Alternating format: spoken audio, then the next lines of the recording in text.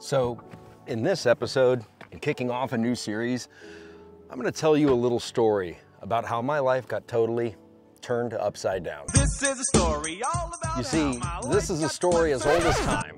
Well, at least as old as COVID. During COVID, I really fell in love with the idea of sailing. I was stuck at home like so many of us were, and I just thought, sailing's the way to go. It's the ultimate way to socially distance. The only problem is, I didn't actually know how to sail, but that didn't stop me and my wife from moving to Florida. But once we arrived in Florida, there was just one small little problem. The boat market completely exploded in price, and there was no way that we could afford to actually pursue our sailing dreams. At least we were in the right place, but getting a boat during that time wasn't gonna happen. So I thought, if we're sidelined on price, simply out of the market entirely, then what is a good potential for the use of my time now that we made it to Florida? I decided it would be a great idea to go and get a job in a boatyard. But I know nothing about repairing boats. I wouldn't have had any clue how to even get started on something like this. So if I can't afford a boat, I guess I might as well learn how to work on boats until the pricing comes back down. But there was just one little problem in my plan.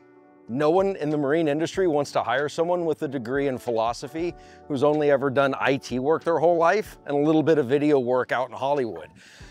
So it took some convincing to try to get someone to bring me on. In fact, I wasn't gonna let anybody say no. I found the people where I wanted to work. One of the biggest boat upfitting companies in Florida called the Yacht Rigger. And I made flyers because I couldn't get them to call me back. I sent in my resume, they wouldn't call me back. So I made flyers to go and put on people's cars in the parking lot at the boatyard trying to get hired. Finally, the date came and I got my interview. When I finally had my interview with the Yacht Rigger, it was with Steven from the Yacht Rigger, one of the co-owners. And you know him, he's all over the channel, teaches us all kinds of good things about boating and marine life. My interview with him ended up being like 2 hours long, and it was great. And at the end, you could tell that he wanted to hire me, but he's like, bro, have you ever even used a drill? We were able to at least cross the bridge of my gaps in knowledge and the minimum required experience to work at a place like the Yacht Rigger. They brought me on, and I learned all kinds of cool stuff. I got to learn how to splice line. I got the opportunity to build standing rigging and learn how something like a swagger works. I learned how they pull parts off of here whenever they're making the standing rigging, and they run the wire down here through these long 60-foot long tables and start building the rigging component by component. I got to then learn how they pull the spools off the wall here to make all of the running rigging that we use on our boats. For some reason, this was one of the most fun things to me, was taking a line like this and locking it into this machine and spinning this around and watching this counter roll up so it could count how many feet that I was spooling at a time to make sure I was hitting my numbers right for customer boats. Here's a couple of things I didn't get to do.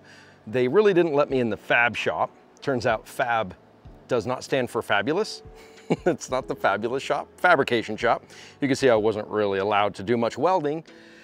And then another spot is where they do all of the hard tops. And some of my favorite stuff I got to do was installing components on masts.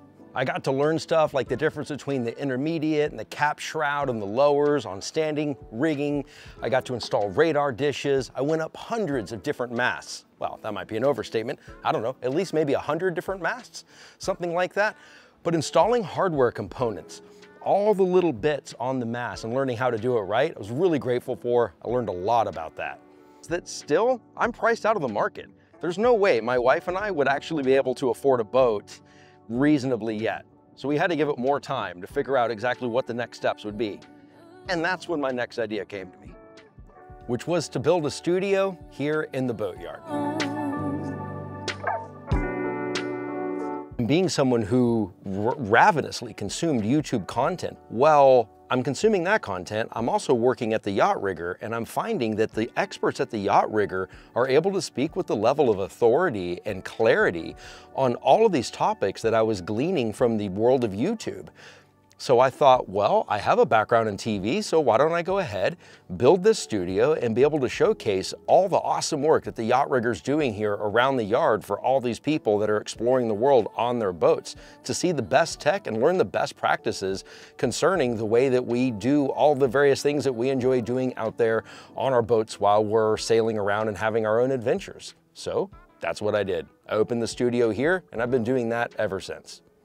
About 6 months ago, my wife, who is an awesome person and she's really an angel, we just simply as a couple reached the end of our road together. So my marriage ended, I lost my house, and I've been nevertheless hanging strong, filming here, doing my work in the yard, filming at the Yacht Rigger, and having a lot of fun doing it as I continue to build the On Deck channel. And then everything changed. A couple days ago, I got a phone call, and it was an opportunity to acquire a boat here at the Salt Creek Marina Boatyard. And it was really exciting. And in the span of all of really one day, I went from someone who has lost their home, lost their wife, living in an Airbnb down the street, to being a boat owner. It's been 8 years from the very first time I got the idea to be a sailor, COVID hitting and everything that's unfolded since then, to get to this point right now. And this point is the point where I actually have a boat. It might not have been the Lagoon or the Leopard 42 of my dreams, but nevertheless, it's a boat. And I feel really fortunate to have it in my possession, and it's gonna be my home. So this series is gonna be me basically taking care, learning how to maintain and outfit a 35-foot monohull. I gotta make a quick editor's note here. Unique to this operation that I'm doing versus other YouTube channels is that you're gonna watch a newbie boat owner fumble around trying to figure out how to keep this boat afloat, keep it running, and outfit it for cruising. But the unique twist is that I'll be doing it with the supervision, guidance, and expertise of the yacht rigger. So you can both watch the mistakes that I make while also seeing how the real professionals would do it and the corrections that are made. So please like, comment, and subscribe. Just think about giving a subscription. That goes such a long way, so that you're able to see a unique twist on sailing channels and hopefully learn stuff along the way. So let me introduce you to my soon-to-be home. So this is her. I went from homeless to having a home in the span of a day.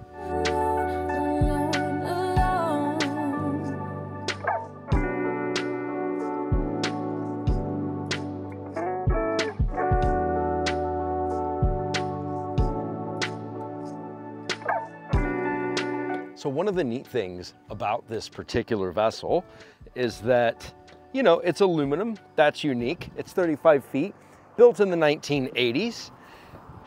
And it's been on the hard now for, I think, 8 years or so. It's been a long time, and it has a lot of work that needs to get done to it. And this is going to take everything I've learned at the Yacht Rigger and out doing my captaining school and putting it into practice on this really cool, really unique Godrich 35 all aluminum world exploring blue water cruising vessel. But I don't think that this video would be complete without me giving you guys a quick tour of the boat and my new home. I'm not gonna turn this into like a really crazy in-depth tour, but I just wanted to give a few ideas of what I'm looking at here. Look at this link plate right here with that huge pass-through. So that pass-through is for this big spool right here to hold a bunch of line and then let that line pass through that link plate so you can tie directly off to trees or to landscape, you know, to things on the land in the event that you're in like a rocky anchorage and there's nowhere good for your anchor to be able to bite into.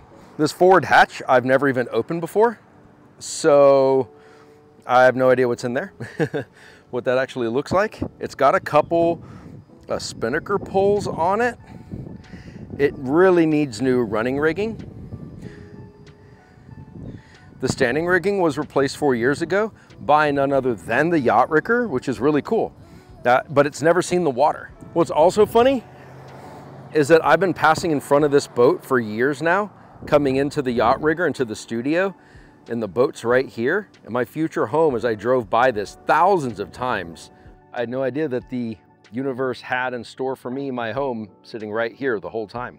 Dinghy flipped over here, which I'm gonna replace with a go-do as soon as I possibly can, an all aluminum dinghy to fit the all aluminum boat, which is pretty cool.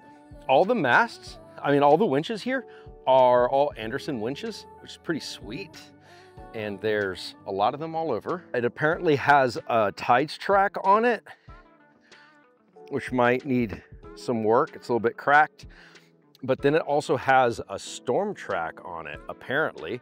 And this extra track that's right here runs parallel to the main track, so you can put up a storm main to go along with your inner forestay storm jib in the event that you are wanting to run long-term in a storm and want to stay under your point of sail. That's kind of trippy. I also have to say, I've been on some really recent boat builds that are only like a year or 2 years old, and their stanchions are already all wobbly and stuff. These things do not move. Everything is just really, really solid. Got this really big bunker style hard spray dodger on it. And here is the little cockpit. Tiller steer, obviously. More Anderson winches. Got a wind vane. And then it's got these huge spools of line on port and starboard so that you can, again, skip tying off to the bottom.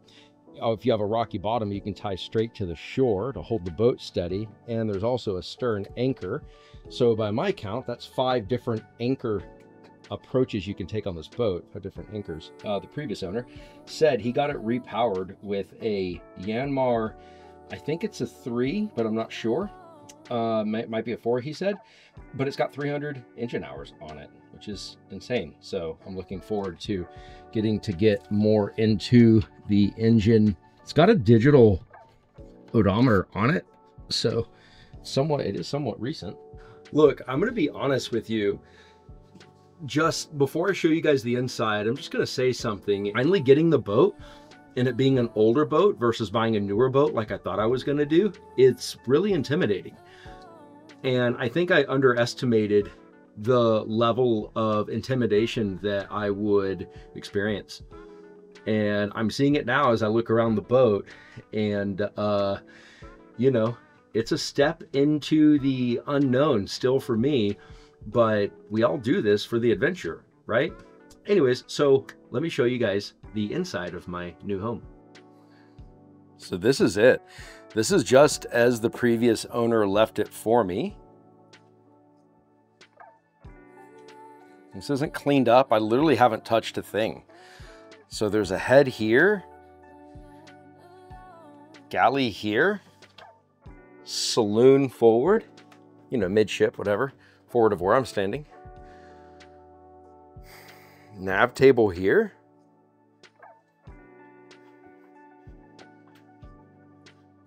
And the one berth that's here is here to port, a double berth to port. This is her. Just a really simple, humble little boat. You know, I feel like that this boat needs a lot of work, exactly like I do right now. So hopefully we can work on each other. As I work on the boat, I grow as a person, and together we can reach a new place of restoration and set out for new adventures together. So that's it. I just wanted to share with you how I got to this place, what I'm doing at the Yacht Rigger, and kicking off and introducing this boat project to you and my future home. I hope you guys like, comment, subscribe, follow along, please, because it really helps our little sailing channel. If any of you have anything that you want to share about this boat or ideas for its restoration, I will be listening, I will be looking and reading intently to anything that you guys have to say to help me along in this project. Thank you guys so much. I will see you on the next episode of the On Deck channel. Sailor Smurf out.